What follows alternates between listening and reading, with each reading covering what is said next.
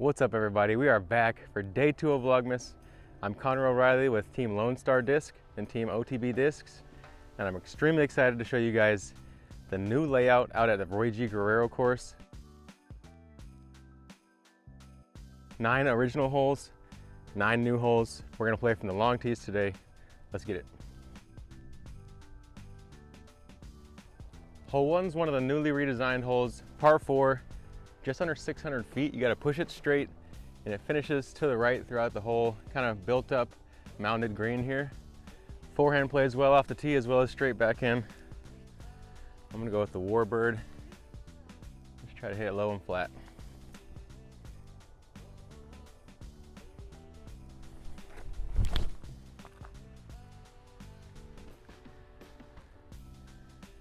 That thing is beefy, but that should be a okay spot. I'd like to be a little straighter, but we can work with that. I'm a little bit pinched off to the right side here. I'm gonna try to go chupacabra, get some ground play, maybe skip up onto the tiered green.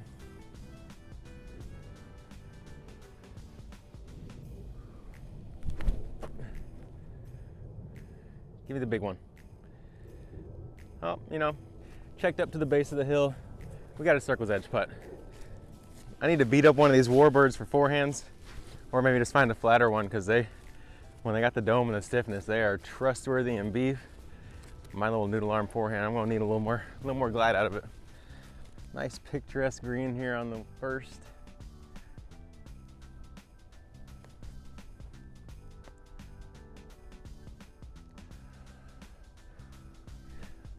Cash game. Let's go. And blue bonnets are good, you guys.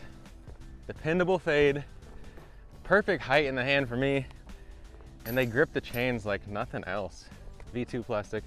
Check it out. It's the Artist Series stamp, and there's just your regular stock stamp. Only took me one day to figure out my disc, you guys. I'm locked and loaded now. Started birdie there in hole 1. New hole 2, another one of the new holes. Just under 330 feet. This one's dead straight. The basket's elevated on some big rocks, and you have a pretty distinguished gap here that you got to follow throughout the flight. That big tree that forks there in the middle, you just got to fly barely right of it if you're going backhand. Should give you a look. The green kind of has a bowl around the backside, so you can really commit to this one. Play it quick and try to get it there. I'm gonna go with that Texas Ranger, nice dead straight flight.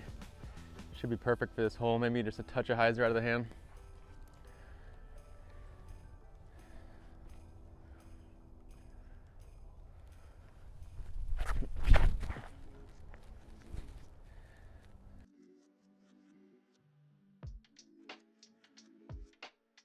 Wow, yeah, super straight. The Texas Ranger is already finding a spot in my bag. That alongside the midi, I feel like I'm gonna have all my straight backhand duties covered. And that beautiful, clear, Texas-made plastic. Chef's kiss.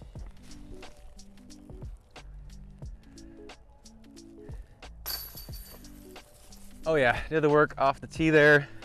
Pretty sure I caught some of the rocks with that Texas Ranger off the tee. Always nice when your putter kind of matches the basket. They say it gives you about extra 3% of makeability. Is that a word? I don't know.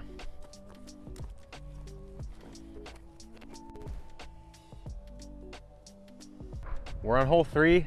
It's old hole 4 from the original layout, so one of my favorite par 3s in Austin.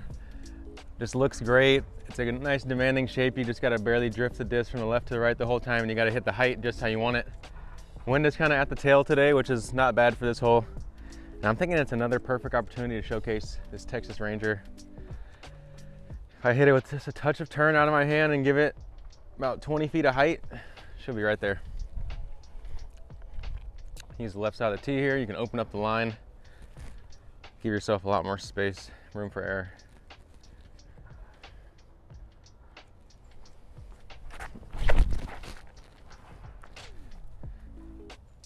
Stay up.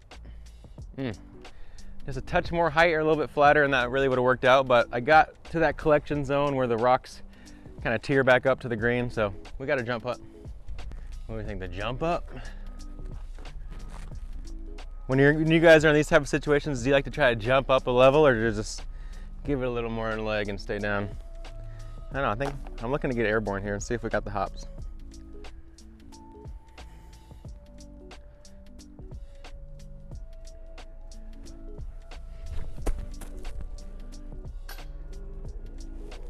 Valiant effort.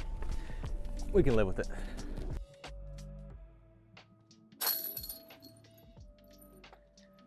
All right, didn't start with the turkey, but gave it a good bid, and I'm pretty happy with the line I threw. Another foot or two of height, I would've got the slide up to circle one's edge. Hole 4 has the same teeing area as the old hole 5, but they switched the basket location, tucked it off to the right. Really favors a forehand approach here. And you don't have to finish as straight on the tee shot. You can kind of leak it off to the left a little bit into that wood line and still have a advantageous spot. 708 feet, not the longest, but if you get some good work off the drive, you should have a short approach, maybe a putter. I'm gonna take Warbird. This one's pretty stable, so I'm gonna try to get a little bit of turn on it. See how it fights.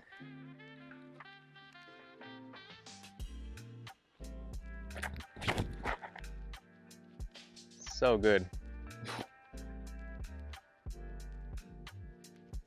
Man, I thought there'd be a little more of a grace period of kind of learning my disc, but I feel like they're also trustworthy. Just a couple shots and I'm already starting to figure them out. I got a great lineup over here at Lone Star Disc, and you guys should check them out if you haven't already. Pretty good spot to be here. You can maybe dive it off a little bit more left at the end of the flight to open up the lines, but kind of have a flex forehand window available to me that should suit the flight of the horny toad perfectly. You know what, I don't need to run up here complicating things. Stay in the standstill and deliver.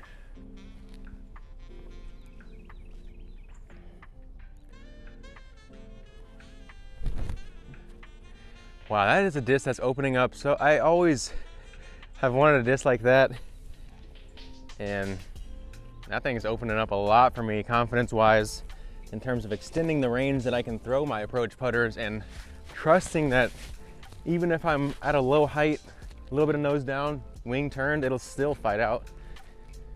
I'm excited, you guys. It's gonna be a good season.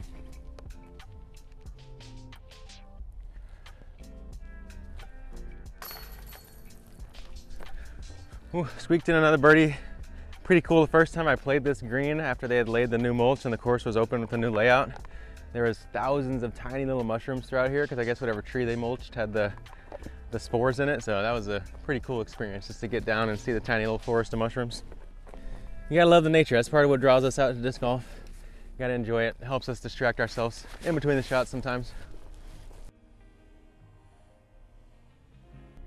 Hole 5 is original hole 6. It's a par 3, dual option, just over 300 feet. Kind of tears down after you get to the basket, so you want to kind of throw the disc that'll get there but not have too much to go blasting past. I'm thinking the midi down this right side. Try to give it medium height, decent amount of hyzer out of the hand.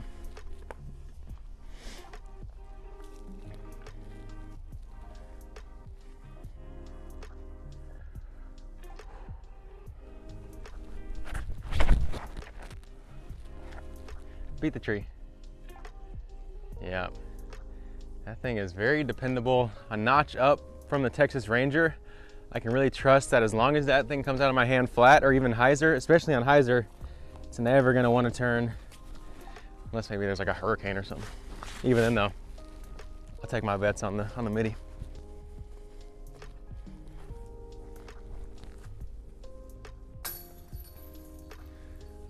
No football. Rewind it. Posterized hole 5. 4 down through 5. I don't know, yesterday starting in Circle C, I was a little shaky figuring my discs out, but every time I throw them, I get a little more information on them, and I'm already feeling pretty dialed. Hole 6 is one of the iconic ones out here at Roy G. You got the golf course adjacent here, and you have another dual lane fairway. Left side's a little bit bigger, but it forces you to play the disc from the left to the right the whole time. Right side you can go hyzer release, but it's gonna be a bit skinnier. I usually like the fairway driver down this left side, just slowly drifting throughout the flight. Sometimes I'll go roller, but I think it's a bit more hit or miss. You really just wanna be in the fairway. I'm gonna take my Wrangler here, a disc that you will soon be able to put your hands on, and I'm gonna show you how it flies. Oh.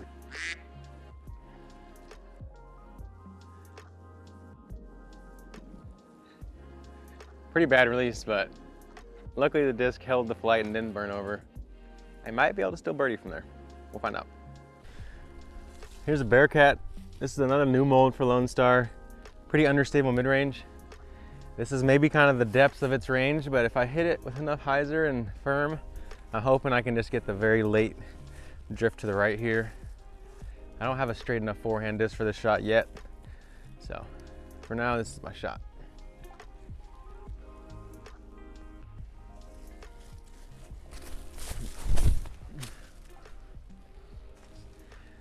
Oh yeah, flipped pretty good on me. Needed even more hyzer, but got a long highlight bid for 3 and an easy 4. I'll take that off a tough drive here. All right, I've yet to try out the armadillo, but I'm thinking for kind of just outside of jump putt range, little toss-in opportunities, it might be something that I can utilize. So first flight, let's see how it turns out. Don't tell me I just tossed it in first try. Wow. You know, it's fun when you impress yourself. It's always fun. If you ever played disc golf in Texas, you've probably seen an armadillo somewhere. And if you need a straight, flying, dependable, short range approach disc, I don't know, I almost threw it in my first try right there, so if that doesn't make you want this disc, I'm gonna have to put it in the basket next time. Hole 7, traditionally old hole 8, has always been one of the easier holes on the course to pick up a birdie, maybe give yourself a skip chance at ace. I've still never rung this one up for the one-timer, but it's bound to happen soon, and I don't know. I'm trying to figure out which disc we're gonna get the first Vlogmas ace with. Will it be the Chupacabra? 351 feet, you need some hard finish to the left. I'm gonna hit this thing flat and pretty dang hard because these are very overstable.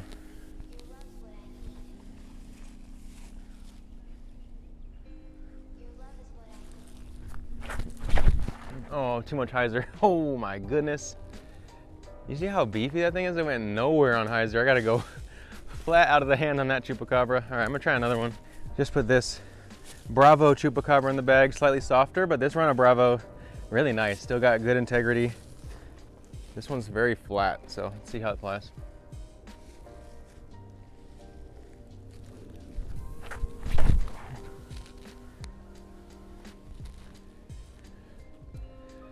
That disc is arguably the beefiest 9-speed on the market other than the Tilt, to tell you guys the truth. I'm gonna try one with the Brazos because I'm just trying to learn my fairway drivers right now. I feel like I have the distance drivers and mids and putters pretty figured out, but the fairways I'm still kind of learning my angles and power levels.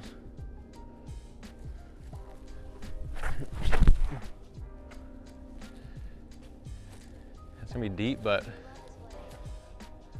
oh, pretty good skip.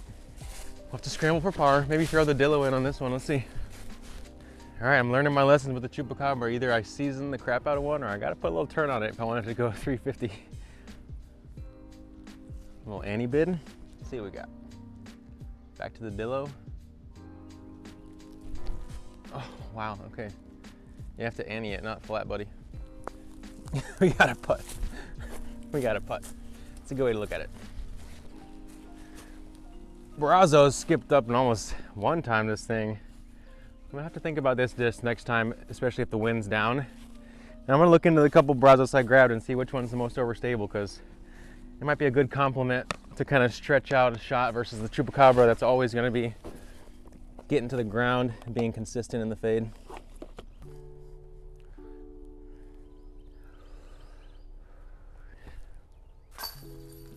But save the par even with a abysmal upshot.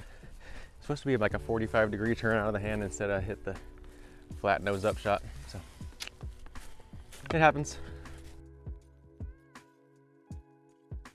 We have another par 3 here in hole 8. This one's 373 feet, fits a traditional forehand shape or the turning backhand, although you really have to hit the height and angle perfect for the backhand.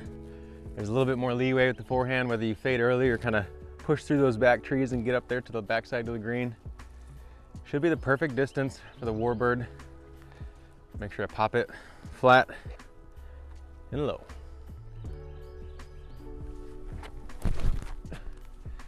Oh, a little bit of turn out of the hand. And it fought. Yeah, told myself flat. Did wrong. I got a new mission to throw in one of my approaches with the Dillo here soon, so first forehand with it. See if I got that buttery touch or not.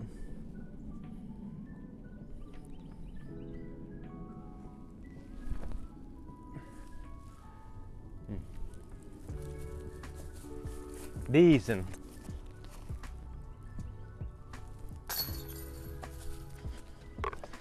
Well, needed a touch of hyzer or a flat release out of the hand to give myself a chance. One more hole on the front nine. Hole 9 plays as a 672-foot par 4. The original hole 15's teeing area.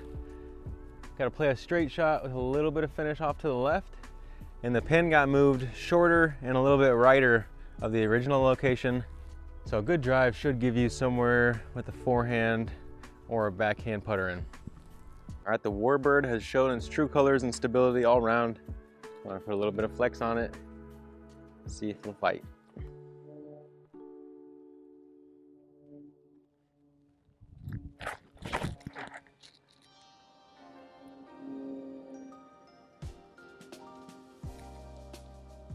Early out of the hand, beating it up.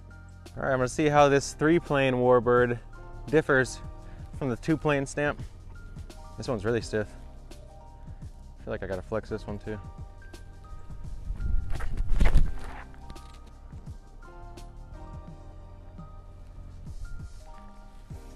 Yeah, those things are so overstable. I love it. They're gonna season into money bombers, but they're gonna maintain that trustworthiness. You know what? I think I'm just gonna send a forehand roller and also send a prayer up to the disc golf gods. Take this right side, see what we can do. Just try to make progress.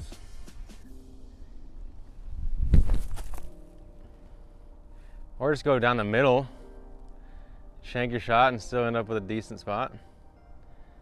Oh, and hit a weird little root on the ground for the dead ground play. Let's go. This random rock in the fairway saved me from curling up even a little bit more into the stuff. You rock, man. Thank you. Armadillo. Floaty bid.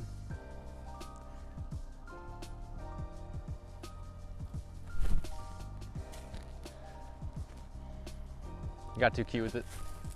I'll take par. Off a drive like that, it's pretty much what you have to settle for on a hole like this.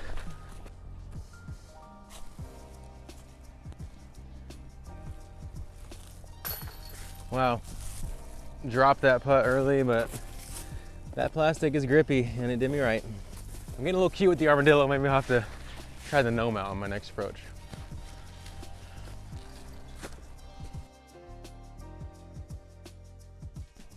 Hole 10 uses old 14's teeing area. Very familiar gap shot here that has to drift slowly from the left to the right. And now the pin's tucked off to the left side with kind of a wall of debris blocking you. You really have to clear that wall on your second shot to give yourself a chance at a putt for birdie. 611 feet, not the longest par 4, but this one does have a very technical approach that you have to put yourself in a good position to score on. I'm going with the Wrangler here. Try to hit it flat, let it work to the right.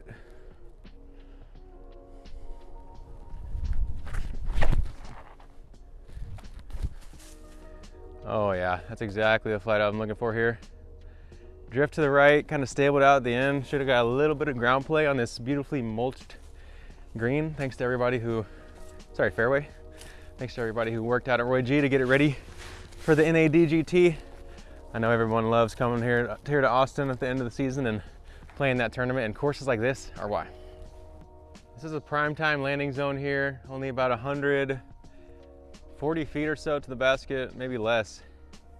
This tree is kind of blocking my ability to take this little hyzer on the right side, so I'm gonna play the more direct backdoor line with the forehand, going horny toed.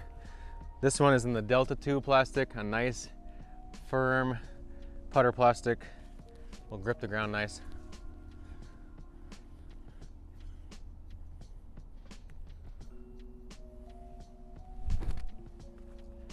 Get through. Oh, I did my job. There's a couple trees on that side. I feel like as long as you commit to the shape, it's kind of hard to really place yourself amongst them. You gotta get a little bit of shavy look at the end, but we got a putt. We're gonna try to knock it down for the bird. Turns out this tree I just hit is very dead and it's supported by this other branch, so hopefully the parks can come out and take this guy out before it falls and takes off more of this tree, or before somebody has it fall on them, because it's a little dangerous. And we got a widowmaker hanging out to the side of it as well, so.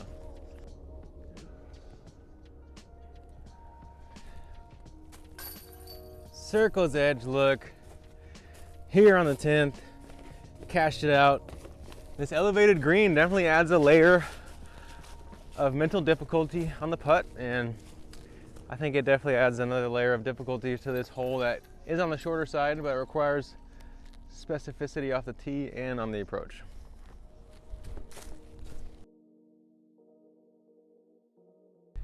That birdie puts us at 5 down through 10. Not a bad start. Had a little stale stretch of pars in the middle as well, so shooting pretty solid. Hole 11, original hole 13. I've always traditionally kind of thrown the same disc that I'll throw on hole 3 of this layout, that par 3 on this hole. I think it's kind of a similar shape. This one doesn't bend as much from the left to the right, but you can essentially throw the same disc, almost the same shape. 368 feet. Gonna be another perfect shot to show off the Texas Ranger. Looking to hit it flat, just get a touch of drift off to the right throughout the flight. Wind's kind of pulling from the right, so gotta be specific with the angle of release.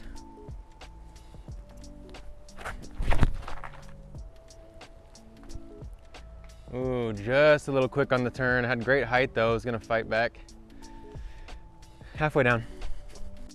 All right, wind's kind of pulling from my back, so I'm going back to the Dillo, trying to figure it out. I'm determined to land a shot on the chains with it.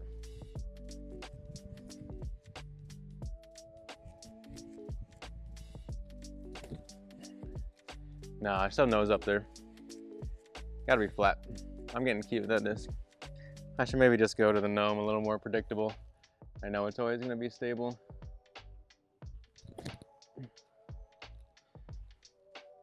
A little less skill involved to put a disc like that under the basket versus trying to float the armadillo in. But we're learning, and I'm trying to figure out what tools I can really utilize to maximize my score.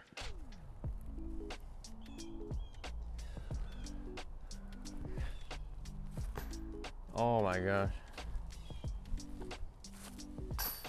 Just shy on the cage. And the Dillo, getting cute with it, finally cost me a stroke. Didn't expect to lose one here. And you know what? That's what I get. That's what I get. Could have gone gnome. I'll learn. Always good to have those next tee signs, as well as to remind people that, hey, if you're out here enjoying this nature, enjoying the hard work that other people did so that we can get this recreation and play this beautiful sport, at least if you're gonna come out here, don't leave your trash, and maybe even pick up a couple extra pieces that you didn't even bring. The course will reward you in time with those karma points. Hole 12 is a very forehand friendly par 3, 310 feet. You can see the basket perched on those rocks over there. And you really gotta play something low that's gonna flare skip.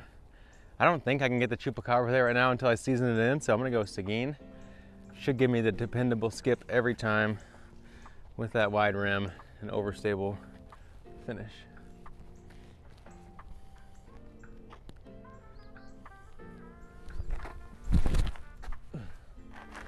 Give me the skip, come on. Oh, I just based that last tree to beat and got the rude rollback. It happens.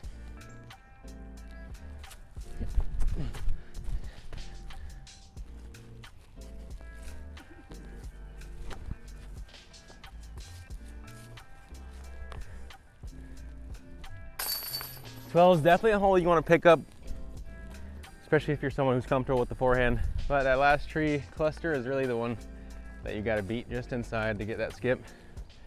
And I caught it. Hole 13 is probably one of the more difficult tee shots on the new 9 holes that are out here at Roy G. Almost 700 feet, this one forces you straight off the tee and then you have to finish to the left for the second half of your flight. If you do not clear this tree line on the left, it's quite jail. So you gotta punch through and really put this one on the fairway. I'm gonna take my Brazos, come out in some hyzer, and it should hold the angle nice. Right side of the tee box here will open up your angles.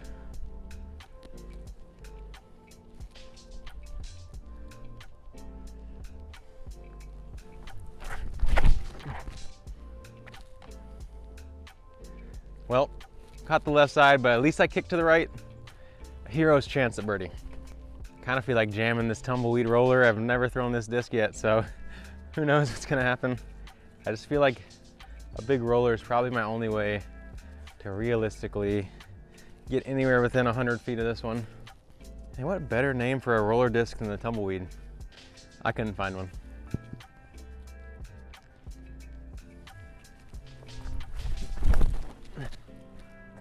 Do big things. No! That was gonna be the best first time roller a tumbleweed has ever seen. I swear to you guys, that thing was tracking to get way up there towards the basket. Yesterday at Circle C, I got to showcase the penny putter quite a bit. Roy G is a lot longer of a distance course, so not one that's gonna come out a ton out here, but this shot seems to shape perfectly for it. I'll show you guys what it can do.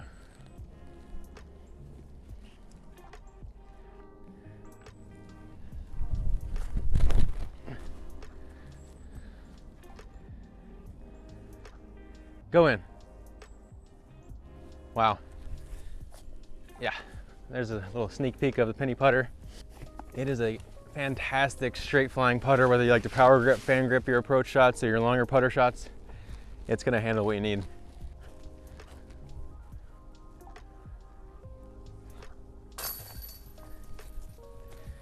I'll take a par save right there, you know? Hit the trees on the first 2 shots. Still salty that we didn't get to see where that tumbleweed was gonna end up, because I swear to you guys, it was gonna be a jump putt. Hole 14 is a par 3, 341 feet.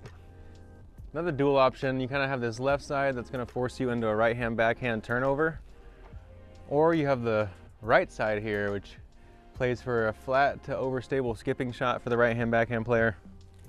For a lefty, obviously, you know, you'll have that left hand kind of fairway flip up, maybe a roller. If you like that big lefty forehand, you know, we're not forgetting about you guys. All right, I'm taking my Seguin here. This stiff overstable plastic should have a great skip on it if I can get it up to the top shelf.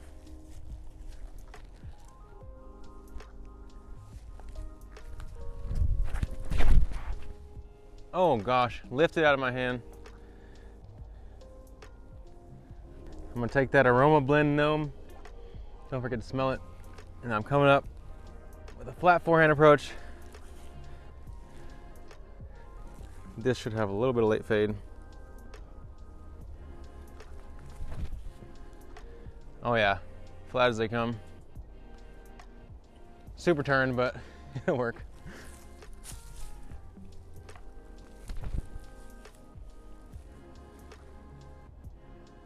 It was a Seguin all along.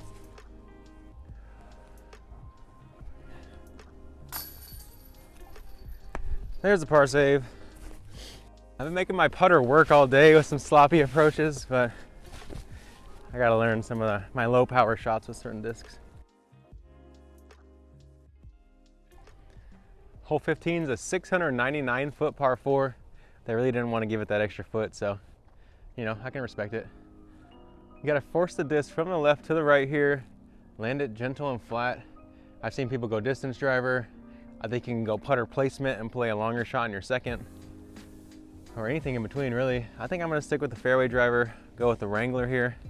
Just try to work it from the left to the right, make some progress. This is another tee box where you can gain an advantage, make the shape easier by working yourself towards that left top corner of the tee. Going Wrangler.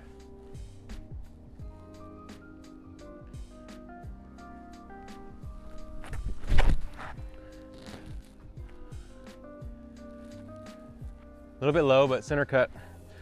She'll play. Probably somewhere around 400 feet in. Didn't bring my rangefinder today, so gonna have to make sure to put that in the bag. I'm gonna take the Brazos, put a touch turn on it. Should fight a little bit throughout the flight.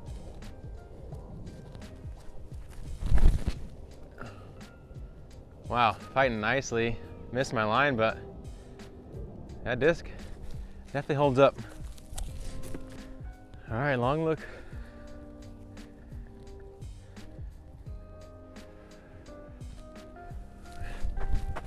Drop it. Let's go. Those blue bonnets have such a dependable fade. I can just pop it up to the right, dump in at the end. Birdie. Hole 16, some of you might know it as the original hole 2.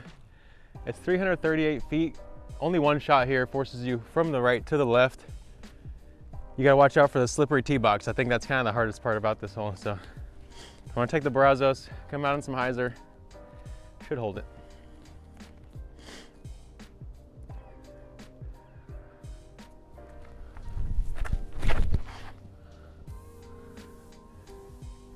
Oh, barely inside. All right, I'm going back to the long heave jumper, see if we got it. I'm gonna need to get my Isaac Robinson on here.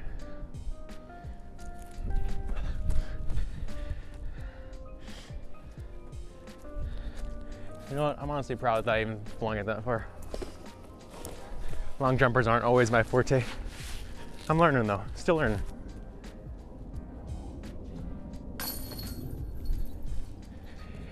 Definitely a birdie. I let slip away here. I'll get it next time. Hole 17, old hole 3, always has been one of the hardest birdies to get in terms of just physical demand on the shot. 440 feet on a rope.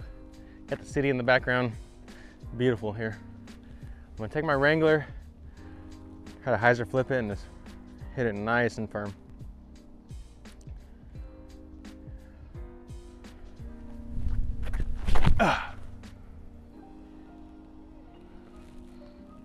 Add the grunt in there for the added commitment, and that line was just what I'm looking for. C2 look, this for the city, all my ATX peeps.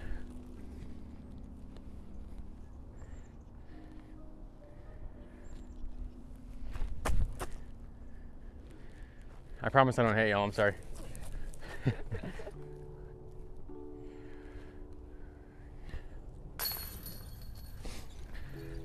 Par here is always an okay score. You definitely want to give yourself a circle one's edge look if you can.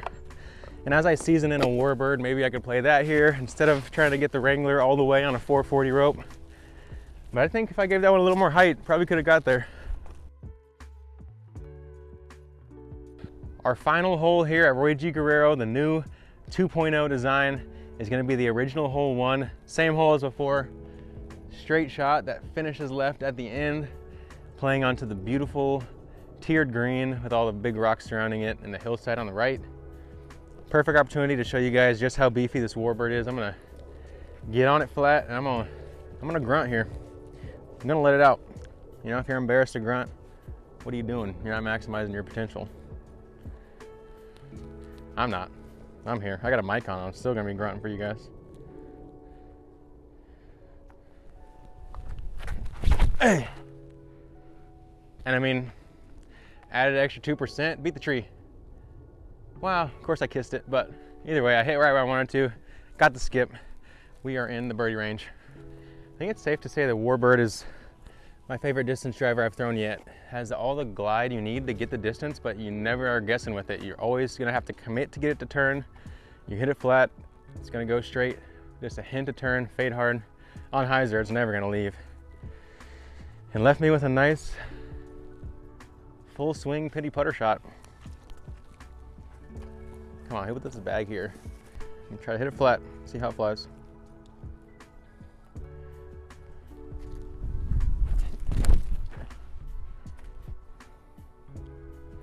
Get up.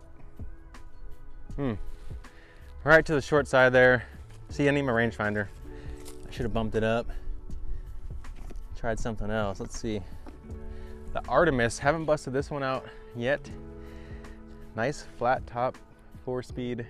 I'm thinking it'll be the straight cousin to the horny toad, and probably would have been a good disc to try here. Just pop it straight out the basket. I can actually power grip this one, where the penny, I really like it on the fan grip, and I'm definitely gonna work on my power grip over time with the penny. I probably could have gone with it there, but I feel so comfortable in the with the fan grip out of those putters. Let's see, Artemis, pop it hard and flat, maybe a little turn.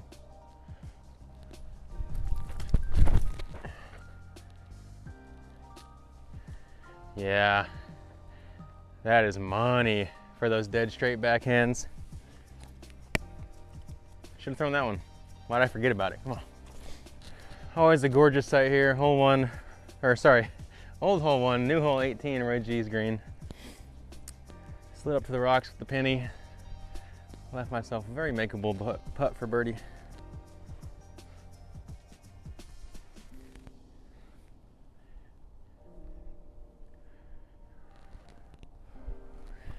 Cash game. Let's go. 6 down at the new Roy G. I believe that was 6 down. We can confirm later. Started pretty hot, and honestly, I feel pretty good about where my game's at. Second time ever stepping on the course with a brand new set of discs, and I'm already able to put a score up like this. That just gives me a lot of confidence in my new bag. Even a disc like the Artemis. Literally have not thrown this mold one time, and I knew it was probably gonna be a good adjustment for the penny there because I could power grip it. Look at it, slid right past the basket. It's been a pleasure showing you guys the new Roy G 2.0 layout. 9 of the old holes, 9 of the new holes. It has a better mix and dichotomy for a lot of players. I know I missed the old layout at times, but I still think this is one of the best courses in the Austin area. So if you haven't ever gotten the chance to come out here, especially on a beautiful winter day like this, it doesn't get much better. Only 10 minutes from the heart of downtown. A lot of good food options around here. So come check out Roy G Guerrero if you're ever in the area. And a big thank you to Lone Star Disc and OTB Discs and you guys and Megan for filming this. Don't forget to like and subscribe, and we will see you tomorrow for day 3.